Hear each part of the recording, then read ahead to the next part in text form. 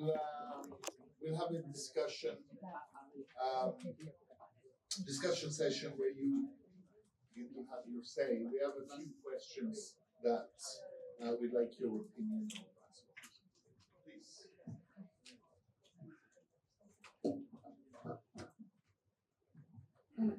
Hello everyone. For today, we have listened to the update from the NMCP and also the tools and several outcomes from recent vivax genetic epidemiology report generated by GenRe-Mekong, and we would like to check this change when every VIP person here to start a discussion about the vivax use case that support the pre-elimination phase currently. And actually, it is the open discussion, and we would like to hear what you're thinking about the PV use case. And because of the timeline, there's two questions. We would like to hear from each representative of the NMCP.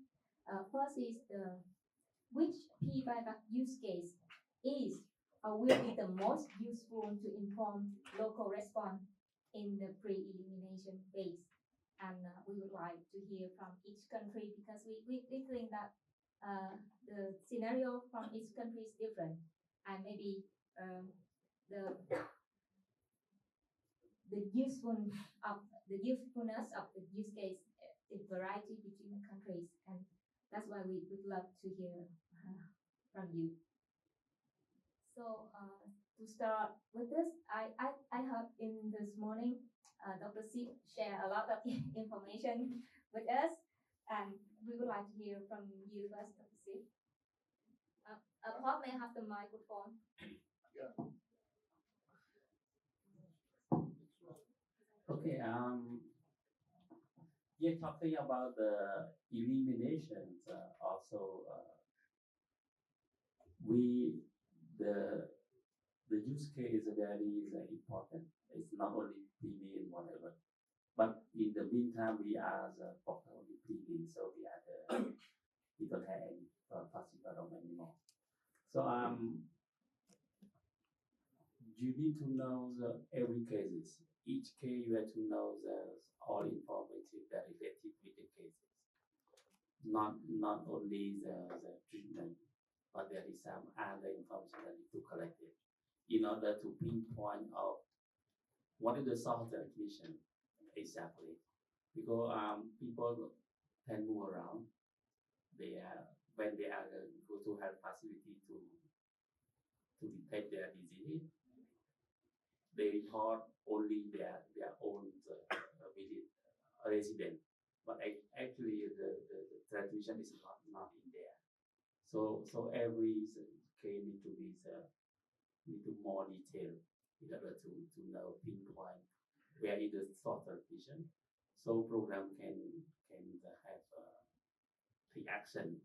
Because the action to prevent the transmission malaria not prevent in the way it need to prevent in the source transmission, because we know that they are most likely there. And information also linked to the resistance. We need to know because linked to track treatment and so on. So all of these are very important. Yeah, I can say that the more important sequence right now in Cambodia is just changing. From last year, this year we changed the sequence guideline because of the use of the soft transmission. Previously, we respond all cases based on the people resident, but now it's not going to be work. The day we change the sequence guideline into soft transmission is where the soft that mosquito bite them. So this is the soft transmission. So intervention to change to that area. So that is each individual you need to have a detailed report. So this is discuss, because sometimes it's not straightforward. You think that it's much more easy when you take one case, but not easy to answer that where this come from, why this case happened. Like I can tell you, like example of Thailand in your elimination for 2 or 3 years already. When case come, you need to answer that why they happen, where they come from. But people just say, oh, they are just come from imported case from other, not sure. Where is it? So these sometimes it is very quite difficult, because vivax, there is the problem or infection of vivax, not only the imported, they are asymptomatic that you never know and happen again, and also relapse that maybe happen when we don't know. And people can say that in South Asia, relapse maybe 3 or 4 months. I'm not sure. Some maybe 1 year. Because there are the exceptional, a lot of exceptional that we don't know. So that's why it's very important for me. Thank you. Thank you, Dr. Sip. So it seems not like just one most useful, but we need to integrate different use case to better support. Maybe I heard from the point from Laos representative. Could you please?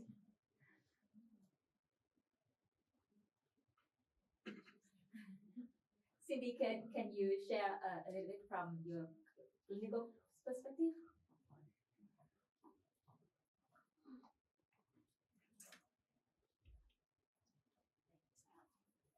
I know I can't really speak for Dr. Gale. I suppose that what I hear from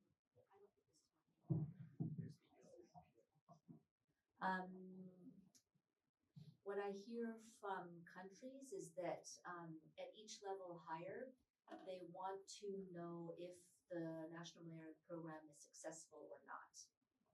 And to do that, they need to know, is it imported or not, or if it's relapse or not. And it seems like what I've heard from the countries is that they want to be able to use the surveillance data to be able to determine that. Is it relapse or not? Is it relapse or new infection, or is this imported or not? And so maybe that's something that the genetic surveillance or epidemiology could help support. Because if they cannot answer to their Minister of Health or to the Prime Minister, then it creates issues. And then WHO might have certain criteria as well. And then how can genetic surveillance be used to support the NMCPs to give that information upwards? So that's kind of what I'm seeing. But I don't put words into Dr. Gale's mouth. And then I'm just a researcher. I don't operate at the level of the Thank you for your sharing. So may I have your point, Dr. Quang? Yeah. Or maybe I can. Yes. Hi. Just not really WHO perspective, but more experience of working in Laos and what the needs have been working together with SEMPE.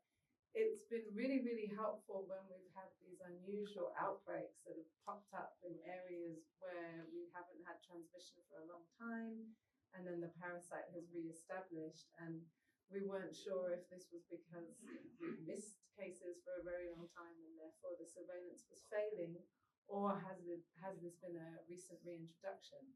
Our EPI investigations indicated a recent reintroduction, but there was a lot of outside experts were saying, no, this has been missed and has been circulating for a long time, and this put pressure on the national program to answer this question. So having the genetic data really, really helped. I don't think it would have been answered without that clear genetic analysis. And there was a very nice report with Olivia and Sarah Alban that helped. So I think that will be useful going forward. And then I think also the cross-border transmission is really helpful. And often it aligns with what we think is happening. I mean, we saw the Vietnam-Laos border, there's multiple different genotypes coming backwards and forwards all the time, which we see that in the population movement, but it's good to confirm this also. Thank you for your sharing. Yeah. I didn't mean to sound earlier like kind of that a lot of this kind of work is not so useful. I do think that there's definitely use cases where it's really important. And when you're thinking about elimination, like you said, and like Cindy said, if you get down to very few cases, at some point you have to know